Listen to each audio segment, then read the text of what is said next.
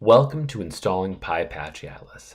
In this video, we are going to go over the core components of installing PyApacheAtlas with the intent to work with Apache Atlas REST APIs or Azure Purview REST APIs. Our four main steps for this video are going to be install Python, install PyApacheAtlas, authenticate against your Apache Atlas or Azure Purview service, and then confirm the connectivity. For more detailed links or transcription of what we've seen here, check out these links below, as well as the GitHub for PyApacheAtlas itself. Now, let's get to installing Python 3. For Python pros, feel free to skip this section. There's nothing new for you here, but for people who are just coming into programming and need to start getting things done with Apache Atlas or Azure Purview, this is a great first step for you. So, where should we start? At python.org. In python.org, we can actually hit a download button right here. Depending on your operating system, it'll display the appropriate download for you as well. For me, since I'm on Windows right now, this gives me a prompt for downloading it from Python 3.9.7 for Windows specifically. And this is a great option because it will install as or download as an executable, as a binary that I can just start, running as an installer, and then it'll just be in the right spot, as well as gives me lots of extra features that I would either have to hunt and peck for, but it just gets all installed in one fell swoop, which is very nice. If you can't download anything from python.org, your company denies you access to python.org, maybe you have access to the Microsoft Store. In the Microsoft Store, you can also download Python as well. So in this case, I just searched for Python, and then you can see the most recent version is right here. And of course, they're all free. So if you have access, if you can't access anything off of, just randomly on the internet, then maybe the Microsoft Store will work for you. Those are your two main options for installing it in Windows. For installing on Mac OS, then there's a better guides out there than I can actually describe here. So I would just encourage you to check out this documentation itself, or as well just search for installing Python 3 on OS X. And again, make sure you're installing Python 3. We want to make sure that you're installing the most recent version of Python.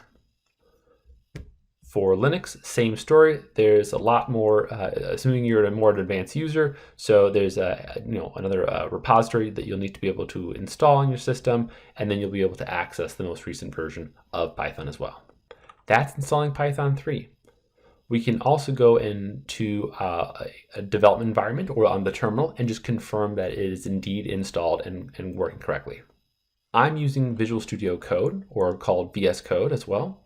And it's one of my preferred development environments, and not Visual Studio, but VS Code. It is a free, lightweight development environment, but you may use, of course, your own terminal or any other development environment that you're already using. So for me, I'm just going to confirm that Python is working. On the command line, I will just type the word Python, hit enter. You should see something along these lines. And I'm using an older version of Python, Python 3.7. If you see 3.9, 3.10, whatever is the latest version, that's good. Don't worry about that. But great, this is working. It successfully started up Python. And so now I can exit Python just by doing exit, open, close parentheses. Great, so Python is installed and working correctly. Now we actually have to install the Python package, which will allow us to work with the Apache Atlas and Azure Purview REST APIs. Back to VS Code. The first thing I'm going to do is I'm going to install the PyApacheAtlas package. And so since I installed it through the python.org download, it also came with the program called pip. Pip is the package installer for Python. And this will allow me to install any package available on the package repository called PyPI.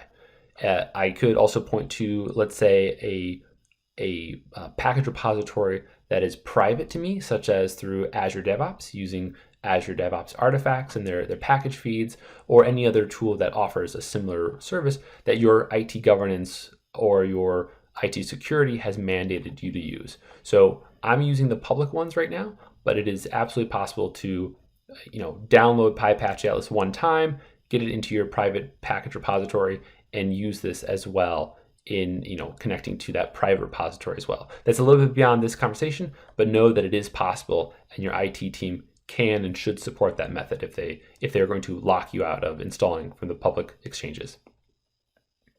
So here we go. I'll type pip install PyApacheAtlas. and it will start collecting all the different Python packages that I need. So I already had a few Python packages installed on my system, so we can see that some of them say requirement already satisfied, so they were already previously installed by coincidence. Otherwise, you would see them being downloaded and being collected and then ultimately installed as well. When you install PyApacheAtlas, it's not just one Python package, it has a chain of dependencies as well. So we can see that there's a section that is using for HTTP requests, a section for opening Python, using Python to open Excel files, working with XML, and a bunch of other things to help securely access the Purview REST APIs.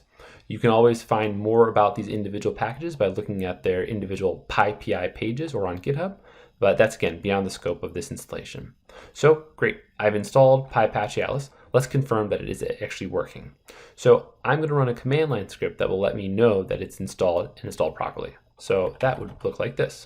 And what this is doing is running Python, and it's saying, hey, I'm going to run essentially a script or a command through Python, and it's going to be the PyApacheAtlas command, and I'm just going to say, hey, give me the version of this particular PyApacheAtlas. Great, it printed out 0.9.0, which is the current up-to-date version as of the time of recording. So excellent, we've confirmed that we've installed PyApacheAtlas, we've installed Python, and that's the main things that we need to do here. One more thing we can do is pip install Azure Identity, and this is useful for those who are using Purview. This will allow us to connect with a managed identity if we're on a PaaS service. This will allow us to connect with our Azure CLI credentials, which is what we'll use it for later, but quickly we can just run this command and then it will install, and we can use this as a faster means of getting access to Azure Purview rather than creating a service principal and all that. Not necessarily great for production if you're going to use the Azure CLI credentials, but it can be used again to access managed identities on, say, an Azure VM or inside of another service that provides, like an Azure function that provides a managed identity. So we installed PyApacheAtlas. We've installed Azure Identity as well, just for usefulness in the next step of authentication. And so now we need to actually authenticate. Back in VS Code, I've opened up a demo.py file. And so this is a script that I had made up from beforehand, but this can be useful for you as well to say that, hey, look, this might be the way that you are going to authenticate against Apache Atlas or Azure Purview. And I'll just zoom in a little bit so that way we can see everything in here. And the first one I'll show is Apache Atlas. So feel free, for Purview folks, skip ahead. Apache Atlas uses basic authentication. And so we can grab a basic authentication class out of PyApacheAtlas.auth basic authentication.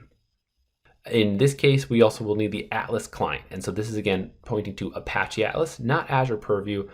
This Atlas client is specific to Apache Atlas REST APIs, whereas the Azure Purview one, the Purview team has taken liberties and updated the Apache Atlas APIs or added additional APIs that are not available in Apache Atlas. So as a result, Atlas client only for Apache Atlas. So I import those two classes, and then the next thing is actually filling in them. So I will create an authentication variable, and I would be coming out of the basic authentication class, and it takes in two elements, two parameters, a username and a password. The default is admin from running it locally, but of course this would have to be built into your system and whatever the actual password and username is that you're going to give it access to. In addition, we need to actually instantiate an Atlas client, and so we need to provide the endpoint URL. And so this is going to be the endpoint that is actually the Apache Atlas v2 API endpoint. So this is again the default one from running it locally, but of course you'll have to update this to be the actual one for your environment. Great, so I've given the endpoint URL, and now I also have to pass in that authentication that I just created above. So this would allow me to authenticate to the Atlas client with my username and password. On to Azure Purview. So there are two main ways of connecting to Azure Purview through PyApacheAtlas. The first way is this service principal authentication class, and it's pretty much just a wrapper for, hey, give me the tenant ID of your directory, so your Azure Active Directory tenant.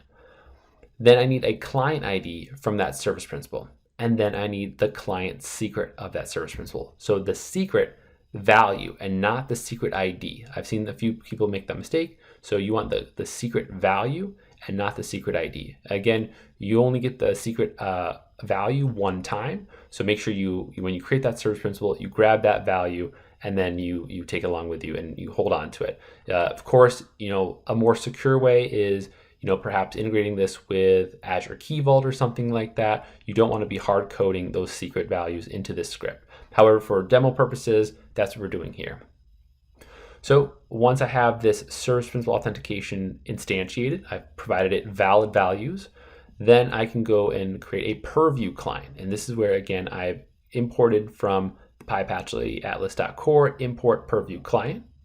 And I just need to pass in two things. One, the Purview account name. So this, fill in your Purview service name here, whatever you've registered it as. And then I have to pass in that authentication, that service principal authentication I have created here.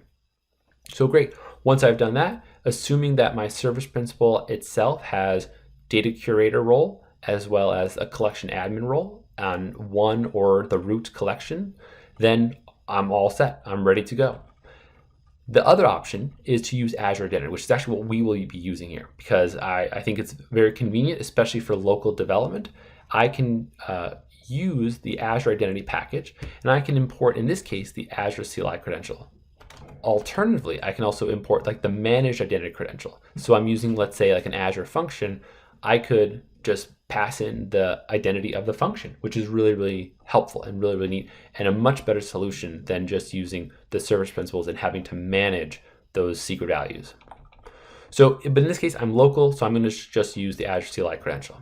So what do I have to do? I instantiate an Azure CLI credential, and what this will do is it will reach into my local environment, and it will say, am I logged in with the Azure CLI? And for those of you who are not familiar with Azure CLI, I'll link out in the description a link to the download documentation page where you can install this command line interface and then log into it on the command line. And then you have access to a whole bunch of management plane operations within Azure. And so extremely, extremely useful for management of your Azure resources. So great, I have this credential, very easy to instantiate. Then I have, my same client, and I have passed in an account name, and this is my actual account name for our demo here, and then I pass in that credential for this authentication here. And so that's it. That's all we have to do here. So I'm going to save this. And those are our three ways of authenticating, right? Again, with Apache Atlas, it has the basic auth. With Azure Purview, you can either do it through that service principal authentication class, or using, in my personal opinion, the preferred way, using the Azure Identity package instead. So great, we've got this. What's our next step? Our next step is to confirm connectivity. And I like to do this in one very easy way. So going back to VS Code, now that we've got our connectivity created, right, or we have our authentication done, we need to test it. And so I like to do this. I like to say, hey, take my client and get all the type definitions. This is, just a really easy way of saying, give me all of the types that Azure Purview knows about. So this will return a definition for Azure SQL table, a definition for Hive tables, a definition for a data set. All of these definitions are going to come down. It's a big payload, but it very clearly and very quickly tells us if anything has gone wrong with our connectivity. And we'll get an error message if anything shows up with, we're missing authentication. Maybe we didn't give ourselves or our service principal the right permissions. Maybe that basic auth username and password is incorrect. We'll get some sort of error message back. And so this is our fastest way to get a diagnosis. So here we go. I'm going to just expand our screen here, and then I'm going to run this script. And let's see what we get. Hopefully we'll get a whole bunch of text that is not an error message. And there we go. We got a whole bunch of stuff that was not an error message. This is all a bunch of, right now, we're not going to try to parse this. This is just a confirmation that yes, indeed, we see information in here. And so this is great. We confirm connectivity. So now we have completed all 4 steps. We've installed Python 3 for our operating system. We've installed PyApacheAtlas, as well as Azure Identity for those of us who are using Azure Purview. We've authenticated against Apache Atlas or Azure Purview, either using basic auth for Apache Atlas, using a service principal authentication for Azure Purview, or using our Azure CLI credential for Azure Purview as well. And then finally, we confirm connectivity using the client.getAllTypeDefs. And that again is just the most convenient way. It's always going to work, assuming you're properly authenticated. You always have data to pull back and to examine at that point. Thank you so much for listening. Thank you so much for using the PyApacheAtlas package. And please, if you run into any issues, feel free to reach out on GitHub. And I look forward to hearing your comments and feedback.